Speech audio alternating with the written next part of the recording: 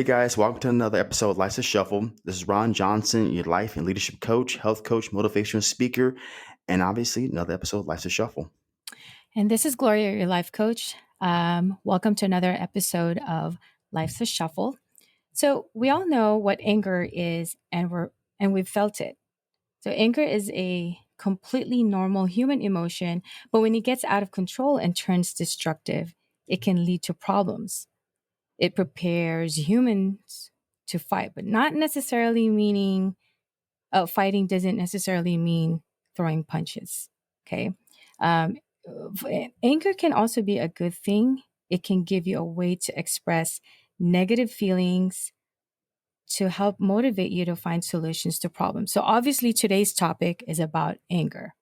We will be discussing anger. And Ron, what do you think about this? Anger is a very uncontrollable emotion. I mean, if you open the TV, you can hear anger pursue someone to commit murder or a violent crime or anger you see a lot of times in business where anger compels someone to start a business, do something completely different. Those so anger can go a lot of different ways, but it's either one extreme. Extreme means I go violence, hostility, or the other extreme means I start a business, I'm gonna do all that. Okay. So, like you said earlier, anger is a strong feeling of annoyance, displeasure, and hostility. See, people gotta realize anger is a basic root of human emotion, which is flight, fight, or freeze. So, if you ever think of people, some people fight back, some people run away, some people just freeze. Like something happened, I completely forgot my phone number. Something happened, I can't recall what happened. And that's what anger does to people is one of three emotions. You're either gonna fight, flight, or freeze. Mhm. And when you think about anger, um, it's usually something deep rooted. If someone, let's say, doesn't value someone else's time, they can get very frustrated because, hey, you don't value my time. I'm pissed off because you value time. It can be something as simple as that you're at a nightclub and someone steps on your shoe and now you're upset because now you got my shoes dirty, right? Because they value shoes. So a lot of times, deep rooted is anger is the self is something that values, right? And when anger is uncontrollable, it's like, getting a car with a defective steering wheel. You don't want to drive a car where the steering wheel doesn't work. It goes every which way but loose, as the old expression goes. But one thing we got to break it down. We got to break it down a little more deeper. Now, let's talk about this. There are three types of anger: passive aggressive, open aggressive, and assertive aggressive. Let's talk about passive aggressive. Passive aggressive is that you want to avoid communication, avoid circumstance, which is no, flight. Yeah, move away. I want to avoid it, right? Open aggressive is a tendency to lash out, which is the fight, right? Another one's assertiveness, and that usually comes to in a corporate environment where someone has a title and it used that to assert their title and their dominance over somebody else. Okay. And we're talking about anger right now, what's going on in America and in every city and social media, every platform is frustration, anger that's deeper than what we have ever experienced. And it's really frustrating for a lot of us out there that are supporting George Floyd, are supporting Lives Matter, Black Lives Matter, whatever group is out there going. It's the anger that has been deep rooted. But more or less, a lot of us are angry because now those great groups of Black Lives Matter or every support group out there is now getting to the point where they're looting, not the group, sorry, but the people are looting and creating a lot of frustration. Because when it comes down to anger, there's no good in anger. There's nothing that comes good out of anger. They can destroy relationships. They can destroy people. They can destroy friendships. They can destroy business relationships. They can destroy families. Anger can do a lot of different things. Obviously, I said before, but loose. So, Gloria, when you think about anger, what is your personal opinion about it? Well, anger is just, to me, it's like any other emotions that comes up. It gives me a message, or anybody gives you a message that tells you that a situation is upsetting or threatening. Um, and at the same time, while it's normal, perfectly normal to feel angry when you've been, let's say, mistreated or wronged, anger becomes a problem when you express it in a way that you can either harm yourself or others. So when that type of emotion comes up for me, I guess, like I said, depending on the situation, then my reaction will also depend on what that situation is. Um,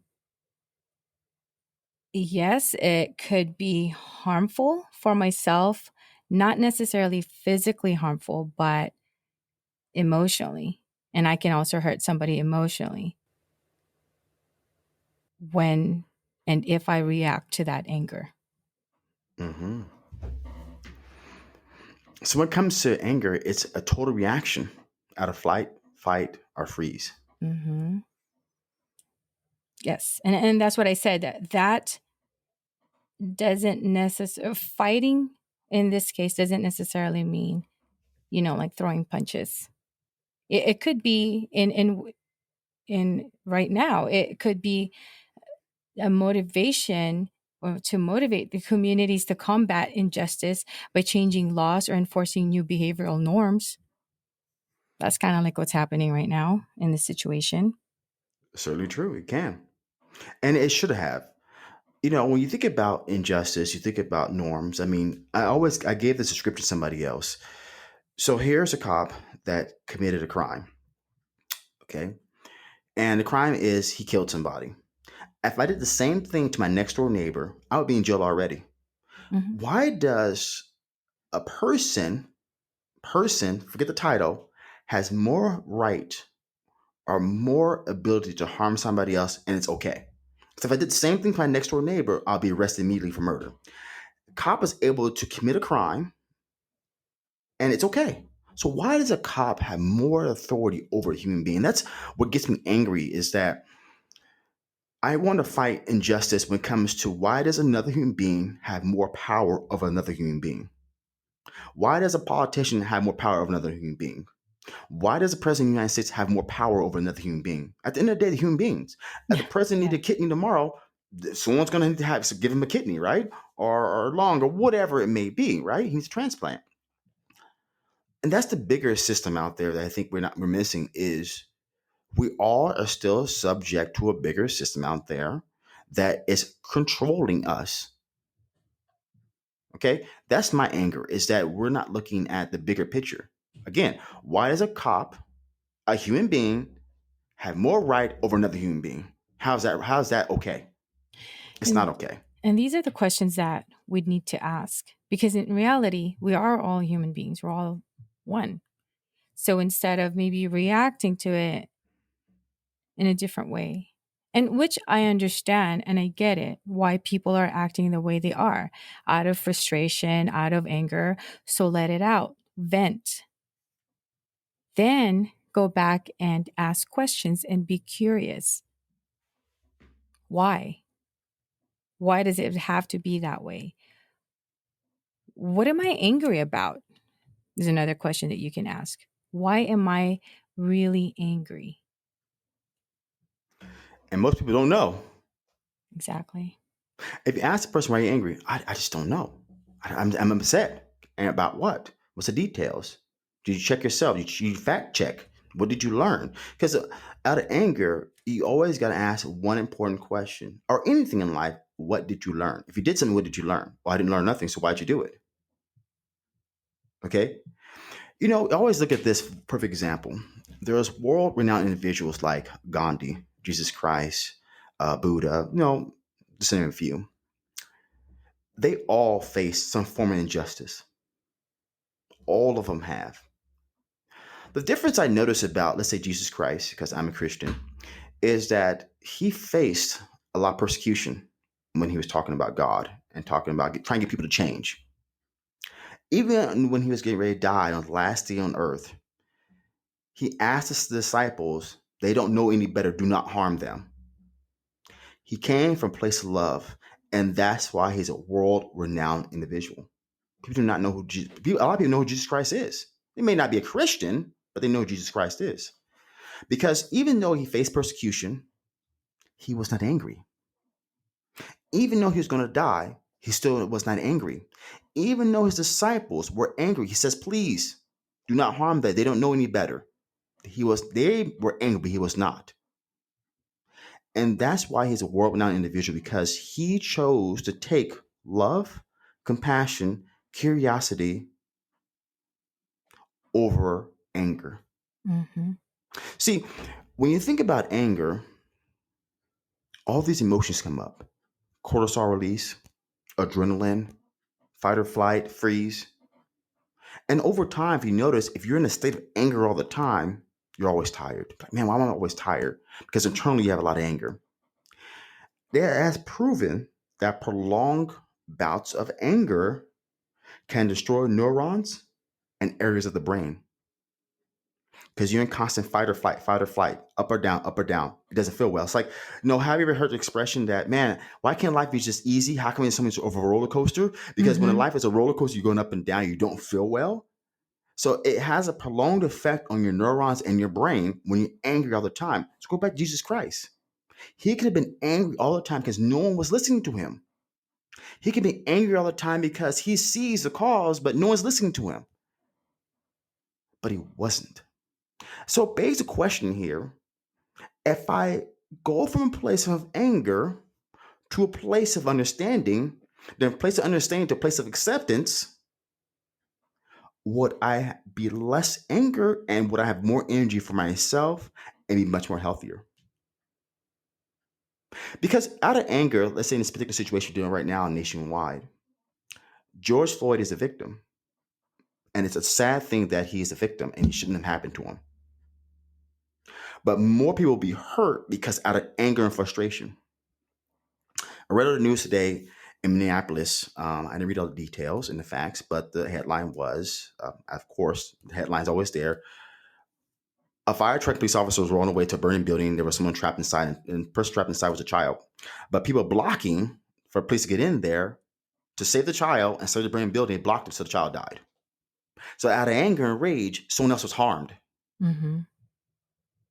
So while out of anger you're creating more victims, you are helping. You got to get to a place of acceptance and a place of understanding to now create more unity. That's what Jesus Christ would have done. Those that believe in Jesus Christ or Buddha or Gandhi or Krishna, they come from a place of love. Regardless of being persecuted, they would come from a place of love. Regardless how big the mountain of frustration, anger, resentment, they came from a place of love. Because love will always beat anger all the time, hands down. Yes. And there's also that question sometimes you ask yourself, should I hold my anger or should I let it out? Now, suppressing and ignoring your anger is unhealthy, but venting is no better either. Anger is something that you can't control. You can't control the situation you're in or how it makes you feel, but you can control how you express your anger. So even if your buttons are pushed or are being pushed, you always have a choice about how to respond. Okay. Now there's usually a bigger issue behind anger or behind feeling angry. Now if you find your let's say if you find you're irritated or you're angry at something and it's rising rapidly, ask yourself, what am I really angry about? And knowing that or identifying the real source of that frustration will help you communicate your anger better and maybe take constructive action and work towards more for the resolution. So, right now, people are reacting, right? Reacting towards their anger. They're expressing themselves, expressing their feelings, and what's happening. What do they really get out of that? More innocent people are getting hurt.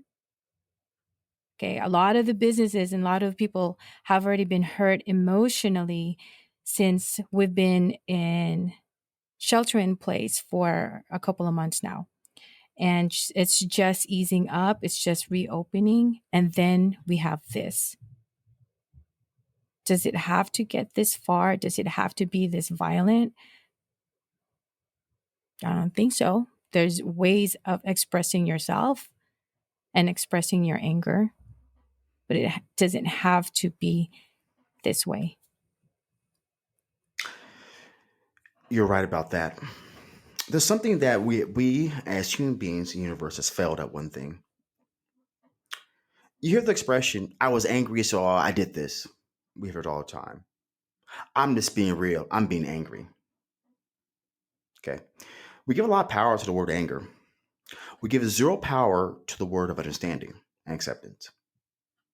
We're not taught at a very young kid or age to express ourselves adequately, effectively, efficiently.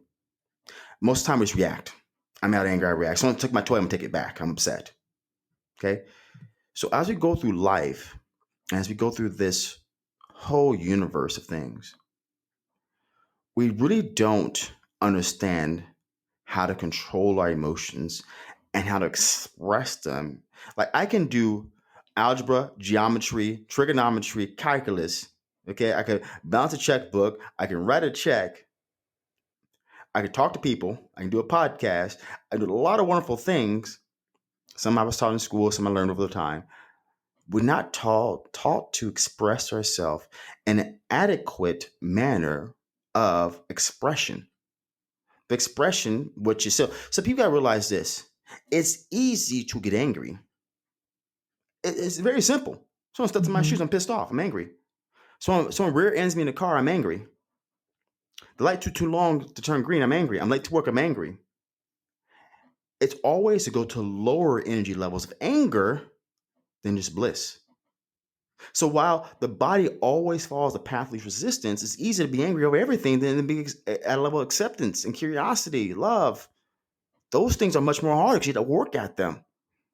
While anger is easy to default back to, it's default to anger. Look at your life. Look at everybody. Look at their life and say what part of life have they been angry and was easier to be acceptance. Now, say for instance, you get angry at your spouse. You'd be angry at your spouse for let's say a couple of hours. Let's say it wasn't a big argument, but it's funny after those couple of hours, you kind of realize what the hell was I angry about, or you get a better understanding or better communication or words are more expressed in a different manner, right? Because what's told and what is said and how you interpret what was said can be completely opposite than what was actually said. So if we can with the question and curiosity asking something, be okay. But instead the default, which is easier to be angry, it's default. It also may also have something to do with the way or how you grew up, or where you grew up around. If you grew up around anger, then expressing yourself through anger in that way, then you'd think it's okay. Hmm. Because if that's what you've seen a lot of growing up, that everyone around your surroundings always, the way they express themselves is always through anger. Like you're washing the dishes, you broke a glass, and someone got, let's say your mom or your dad, whoever, was mad over that. Just simple things. And if you grew up around that, so now as you get older, then you think that every small thing could, you'd have to express it through anger. Your kid fell off the bike, and you get mad at your kid because what, he or she didn't know how to ride the bike. I don't know. That's just an example. But I mean, these are just small things about, just letting that anger out or that emotions out. But, if let's say you've decided that the situation is worth getting angry on, or and there's something you can do to make it better, well, the key is to express your feelings in a healthy way. So what is that healthy way? Fight fair. Okay, so when you're fighting fair allows you to express your feelings while respecting others. um how about, let's say, focus on the present, and don't focus on the past. What is the past going to do? Right, so if you keep bringing back the past, um what is that really going to do? Yes, when you bring back the past, sometimes maybe it does help with expressing your feelings. But how is that going to resolve things? Okay. How about, or in this case, maybe just remove yourself from the situation and know when to let things go.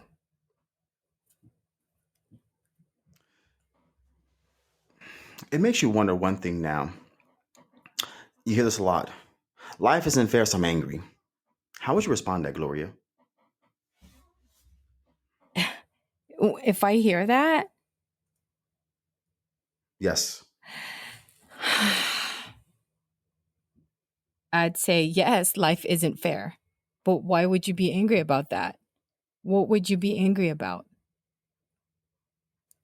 I'd probably want to laugh about that. Honestly, I probably will laugh about it. It maybe depends on how I'm feeling at that moment. But right now, I feel like, really? Yes, life isn't fair, but we can do something about it. We can move on and just, there's just some things that you could let go. But why would you be angry about it? So, the one thing to think about is that people are angry and they say life isn't fair because they have deep down desires. What if you grew up in a impoverished community where, you didn't have the money to pay your bills, you didn't have enough money to buy groceries, you didn't have adequate school clothes, or you didn't have the brand new shoes, or let's take poverty as an example, right? Hmm. Inadequate, right? Desire. So out of anger, out of desire becomes angry. Why can't I have this? Like the kid that can't have a pair of shoes is very angry because I can't have a pair of shoes. He gets frustrated. Life isn't fair. That gets really frustrating. And that I understand and I get that. I was once there. Hmm. I sort of grew up like that. Um, it does get frustrating, but is there something I can do about it? Maybe, maybe not. I just have to move on with life and live my life. Because there's things that, let's say, okay, we talk about why does that kid have better shoes than me? Because that kid can afford it and I can't, or we can't afford it. But this is what I have. At least I got shoes. But in a moment as a kid, you see someone else wearing, let's say, brand new Michael Jordan shoes. I'm gonna use those as an example. You see Mm-hmm. him wearing the brand new Michael Jordan shoes, and you say, "Damn, I want those. Life isn't fair. How come I can't have those?" Mm-hmm. What do you say to that kid? At that point where you're, 10, 15, 16, 17, whatever it is, they don't have, they haven't developed the fact of reason. Okay, I'll take example of something. When I was a kid, I never had the Michael Jordan shoes, but trust me, I desired them. But the reason why my dad didn't buy Michael Jordan shoes is because he grew up in Chicago, and in Chicago, in that time period, people being killed for Michael Jordan shoes. So you see a guy on the news being killed for Michael Jordan shoes. So he says he's not buying those because he want to be killed. So the kids at school would have the brand new Air Max 90s and Michael Jordan shoes and all that good stuff. Okay. As a kid, I desired to have that. And I was pissed because my dad could afford it but didn't buy it. But remember, I'm a young kid. My level of perception is very small. I'm gonna tell you something I didn't know until looking back. So even though those kids have the brand new Air Max 90s Michael Jordan shoes, they didn't own a home. Their parents were always on some kind of Section 8 welfare. They then push their kids to be successful in life. It's funny, when I grew up with those kids, as time went along and I saw them later on in life, they were thieves, addicted to drugs, chaos. So the principle there that was taught is that if you want something, you have to work hard for it. So as I desired to have Michael Jordan shoes, which created an excruciating feeling of frustration, upset at my father because he's not doing what I want. I desire these Michael Jordan shoes. Give them to me. You can afford it. At those times, I couldn't say the terms "you can't afford" because I would have been slapped in the face if I said those, and I would have got nothing. Okay, so you don't say those Mm-hmm. kind of things at that time. But here's the thing: is that when you create desire, you also create a feeling of wanting. And everything of desire and want are things of lower energies. You can't go, it's hard to go up from desire. I desire this because if I had this, it'd make me happy. So the idea was if I had Michael Jordan shoes, it'll make me happy. But now as an older man, I don't crave that Michael Jordan shoes anymore because I realize there's something out there I want more in life. So I maybe change another desire for another desire. Or Michael Jordan shoes became less important to me. The point is that even though I didn't receive what I wanted, I was given a gift of something else that I did not see at that time. That is certainly true. And at that age, you won't see that because you're so focused on just seeing what you really want. Your eyes are just on that shoes. Like for instance, I have a student. Okay, so what do we tell kids at that age, right? So I have a student. who says, well, everybody else has an iPhone in my class. I have a flip phone. And I Hmm. get it. Who has flip phone nowadays, right? Right. Well, I actually thought flip phones are obsolete, but apparently it's still around and it still works. So I hear this all the time from her. She has an iPhone, he has an iPhone, everybody in my class has an iPhone. I still have a flip phone. Why can't I have that? So, what do I tell someone like her age, we're talking about in middle school, and even some younger ones? There's other things that you have that others don't have. You may not have the iPhone, but let's say you have parents who care so much about you and it puts you in a very expensive school. Okay? Maybe that's one. But there's other things besides that. You're in a sports club Hmm. that Both parents are together, right? Not divorced. exactly that you live in a nice home. You have nice clothing. You're well taken care of. Okay? Compared to just having an iPhone or whatever or whatnot. And you just have a flip phone. That's the things you have to turn that around and to look at that. And it does work. It's just I get it though, because sometimes kids they think differently, right? And sometimes what they see, in social media and in society, that's what they want. They want to be like that. They want to try to fit in. At that age, they're still trying to fit in. But if you talk to them in a right way and just have them see that they have other things that they could be fortunate that they're fortunate to have that others doesn't, and they'll see that. And then as they get older, like you, then you've realized there's other things that you want more than just that Michael Jordan shoes. Yeah, I was extremely grateful for a dad that taught me work ethic because that's something you can't buy. Either you have it or you Hmm. don't. I'm thankful for a dad that taught me perseverance. I'm grateful for a dad that taught me you can be anything you want in your life. I was grateful for a dad that showed me that a skin color doesn't mean you can't be successful, Right. right? Because here's the thing: is you buy Michael Jordan shoes, you wear it, it's wore out. Yeah. You buy Within a Michael Jordan, month, it's gone. it's gone. Or you buy Michael Jordan shoe, keep it around for 10 years, and finally it gets more value. But 10 years, but the years of knowledge that I experienced from my dad is much more. It has gained me more money than having the oldest Michael Jordan shoe around because he taught me something that's something you have to learn: work ethic, perseverance, determination. Skin color is not everything. Be a person, be a man, do what you need to do. You can make it. You can persevere. There's always a solution. And the list can go on and on. But I was taught that stuff. And And then drive here's to work hard. yeah, and here's the main thing. Just back to I talked about earlier about the cop and the George. Why does a cop have a better life over George? So why does someone that has Michael Jordan's shoe or let's say a smartphone versus a flip phone? How come they're more important than me? See, we use these external objects. A cop has a title. He's an external. That's an external object to have power over you. If that person has a smartphone, oh, okay, it must be better than me. That's power over myself. That person has Michael Jordan shoes. I need to have those to fit in. They have more power over me. See, all these external factors create more power over you, and you don't know how to control it. But I understand that at that age, as a flip phone, in my case, Michael Jordan shoes, you don't know the difference. What do you expect to Hmm. do? Be different? No. You are a human being, and you have a lot of power within you already. It's when we let these external factors control us, is that when we give up the power. When you So let it take over you. let it take over you. And that's why I talk about some people that understand there's a much bigger machine at work in this universe that's human controlled that we have to gain control back. And I probably that's for another episode podcast, but it's a bigger machine out there. It's a system we have to debunk.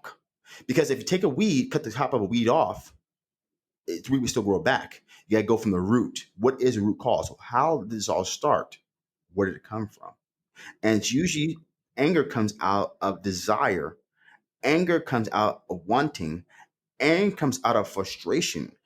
Anger comes out of, I'm tired of being this person. I want to be something different. I'm tired of being in a situation. I want to be something different. Right. But they're not teaching us how to, once we figure out what we want, how to accept if we can't have it, how to accept the situation as is, how to live more peaceful. Because everything I mentioned is all outer things, not inner. Because you can control your feelings, your wants, and your desires. You have the power beyond imagine. And again, you have a choice of how you respond and how to respond. And think about it. There's always a bigger issue behind this, behind that anger, behind those feelings and those emotions. There always is. There's always, I call it the bigger machine, like I said earlier, behind all that stuff. And, you know, the biggest thing we got to realize is that out of anger creates nothing positive. If you want to be a person of change, if you want to be a person that has more energy, because remember, anger does destroy hormones and neurons, as I did some research. Anger has three types: passive aggressive, open aggressive, and assertive aggressive. We take the approach as though life is of bliss and acceptance. Doesn't mean you have to accept the situation as it is. Acceptance means trying to understand out of curiosity why this is happening. What's really at work here? Can I control this? Is this something? Is this me or something else? We got to take the approach of Gandhi, Krishna, Jesus Christ, Buddha.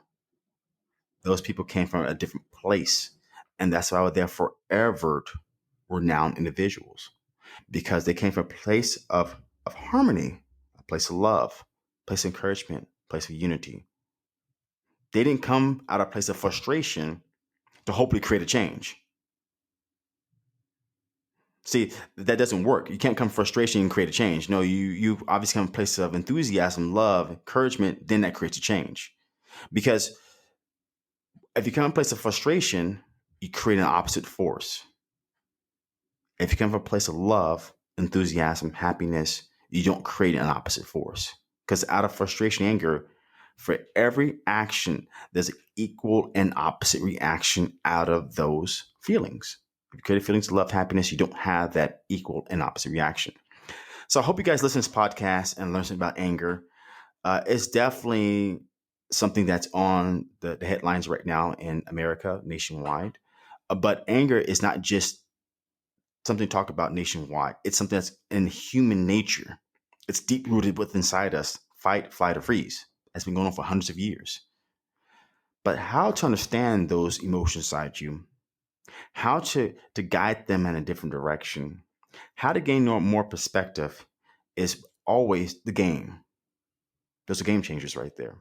So I hope you guys enjoyed this podcast, Life to Shuffle. Of course, I'm Ron Johnson, your life and leadership coach, motivational speaker, health coach. And as always, guys, you have the power within inside you and you be anything you want in this world. And let me leave you with this before we go. So just be aware of your anger and pay attention to the way anger feels in your body. And understanding how it feels or how it affects you can also help take control. And just remember that negative thought patterns can trigger anger. Um, on that note, reframe how you think about things. And sometimes maybe think before you react or take actions. And again, thank you for listening and tuning in to another episode of Life's a Shuffle. This is Gloria, your life coach. You can find me on my Instagram account, Gloria Life Coach, for motivation and inspirational. And my website is www.glorialifecoaching.com.